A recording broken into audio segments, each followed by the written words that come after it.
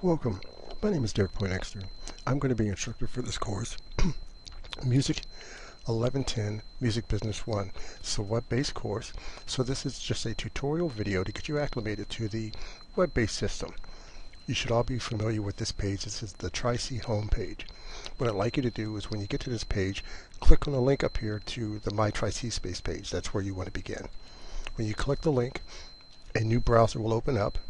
You'll need to sign in with your student ID number, followed by your student password. This will allow you into the My Tri-C Space page. One of the things you will notice, on the left-hand side, there will be a browser menu. On that browser menu, we're going to find the Blackboard tab and click that and go to that page. Once we're in the Blackboard page, you'll see a module on your right-hand side that says Self-Help Links. What I'd like you to do is do the browser check. It's the second link down. Please do this as soon as possible. This is imperative. If your computer's not up to specifications, then this will let you know, and it'll also give you fixes for any issues you may have. If there are issues, you may not be able to take exams, you may not be able to see the lecture videos, you could have all sorts of problems. So you need to resolve these as soon as possible. Assuming everything's well, then go ahead and take the course. Realize I'm a teacher. I can work on the course content, but as far as the technical side, I can only do so much. I'm not a technician. It's up to you to make sure that your computer is compliant with Tri-C standards. Alright, assuming that that's all taken care of, do this as soon as possible. If you do it early enough and you find that your computer is not compliant, you can drop the class, you can get a refund, or you can transfer into another class. If you wait until after the first week, the only thing you can do is withdraw from the class. So please do this as soon as possible. Okay. Back to getting into the site. Click on the link here, log into Blackboard 9.1. Once again, a browser will open up, and you'll need to re-log in with your student ID and your student password. Upon doing so, you will enter the distance learning website. A couple of things to notice. First, in the middle, there are modules for announcements and calendar. I've populated these on the website to let you know when things are due, assignments, tests, and so forth. So right now this is empty, but during a class these will be populated when there are requirements for you to complete. The purpose is there's no way for you to miss anything if you're checking a class. You should be checking in the class 3 days a week minimum, at least 3 days. You don't have to spend as much time every day, but you should check in. That way you don't miss anything. Simple enough. On the right hand side is the module My Courses. Any classes for which you've registered that have a web-based class will be populated here. Simply locate the class, course number, class ID, semester, the term, and my name. When you click on that link, we will actually enter the course website. You'll notice because there'll be a banner in the top center. The page that we default to is the announcements page. I do this because there are videos here that you should watch that talk about how to use the discussion board and attendance and exams, so please watch those two videos. And also any tests or exams will be listed here as well. Sometimes there'll be some job opportunities or other things that may be pertinent to you, and I'll post them here. One of the first things you'll see is the course navigation guide. This has all of the buttons in the navigation module, and it explains what the buttons contain, what's on those pages. That being the case, let's look at the navigation module here on the left. These are the buttons to the various pages within the website. If for some reason your navigation button or navigation module is not there, it may have been hidden, that's okay. Simply find this arrow here and it'll restore your navigation module. That being the case, here's the announcements page, which is the default page. The next one is the assignments page. We're going to click on that link. First thing you'll see is the course guidelines. These are the 7 tasks which you must complete in order to do satisfactory in this class. If you follow these, you should do fine in the class. Also are the reading assignments, which will populate every week. And then there's some links to some various things that I highlight some terms that are important for the reading, as well as links to some sites that may be pertinent to that subject matter. Also in here are the exams. Again, watch the video on exams and assignments or attendance, and it'll talk about the proper way to take exams. Simple enough. So that's what's located in this tab. The calendar is relatively simple. It will default to the day view.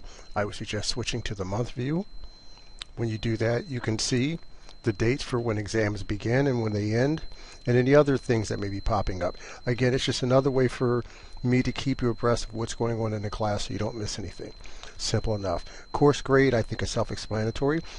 When you're in the class, this will be populated with your attendance and any exam scores, and it'll tell you how you're doing in the class. You'll have 24-hour, 7-day-a-week access to know what your grade standing is in this class. Simple enough. Course materials. Here's where you will find the syllabus. There's one syllabus for the class, but I have it in two formats: a Microsoft Word document and a PDF file. Depending on what type of computer or what applications you have, you may not be able to open both. I don't care which one you use, it's the exact same document, just different formats. The course description of the class, and then the website or the library was kind enough to build a website, a bunch of links that may be handy for your use. Here's the website to those links. Any links that you see while you're in this class, please save them to your hard drive. You will not have access to them once the class is over. So if you save them, then you'll be able to continue to access them, as long as you wish. Let's move on. Course notes.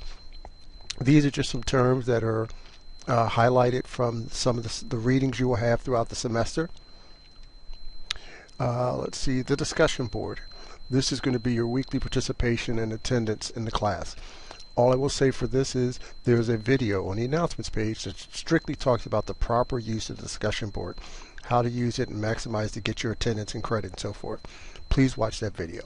Let's move on. The glossary is just what it says. It's a definition. It's a dictionary. These are terms that are defined in the textbook. They're highlighted in the various chapter notes. I know I definitely talk about them in the lecture videos, but just in case you want to look up a specific term without having to search for it, here it is right here in an alphabetical setting. Simple enough.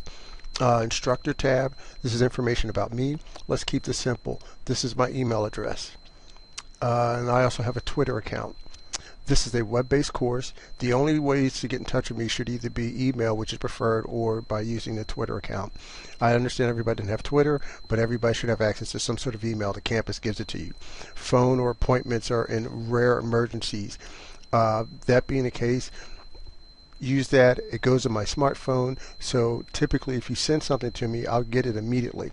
I may not reply to you within 48 hours. It just depends on what I'm doing at that time. Obviously, if I'm sleeping, I'm not going to get back to you right away. You get the idea, but I will definitely get back to you in a timely fashion. Plus, everything is documented. I know when you contacted me, and there's proof of what you said. There's also proof of when I replied back to you and what I said. Email is the preferred method of communication for a web-based class. Simple enough. And if you want to know more information about me, there are links to find out. Have fun. Lecture videos. You have reading assignments every week. So we have lecture videos that basically paraphrase what's in the chapters. There's a lot of information contained in the book, and I want to highlight these are the points of interest. Either explain things that may cause some issues. I've been teaching this class for over 10 years. I think I've pretty much heard every question you may ask. It's not a challenge, it's just what it is. And hopefully I've addressed those questions in the lecture videos. Also, I want to point out the things you need to know for the exams. If it's something that I'm not going to test you on, I hopefully will explain as much in the video, or it just didn't make it to the video whatsoever. So these are the videos. Just click on this so you can watch the videos and so forth. And then lastly, the textbook. This is the textbook. There's a 10th edition out now, but the bookstore currently only has a 9th edition. The 10th edition is fine. The 9th is what I'm recommending since that's what the bookstore is selling. You can even go back as far as the 8th edition. The 7th edition, there's some changes, major changes. So try to stay to anywhere between the 8th and the 10th. These are the current prices as per the bookstore website. You can get them at the bookstore. I don't really care where you get it. You didn't hear that from me. If there's a copy on reserve in the library at Tri-C, but you can't remove it from the library. But I would also suggest going to a Cleveland Public Library. You may be able to acquire the book there and rent it out. Well, not rent it, but borrow it for the entire semester. I think actually a couple of students have done it in the past. Again, I don't care where you get the book. Definitely get it. If you're waiting on financial aid, please contact your counselor as soon as possible. Even if you don't have the money, they may be able to get you vouchers so you can get your book within the first week. After the first week, there's nothing that anyone can do. So please do that as soon as possible.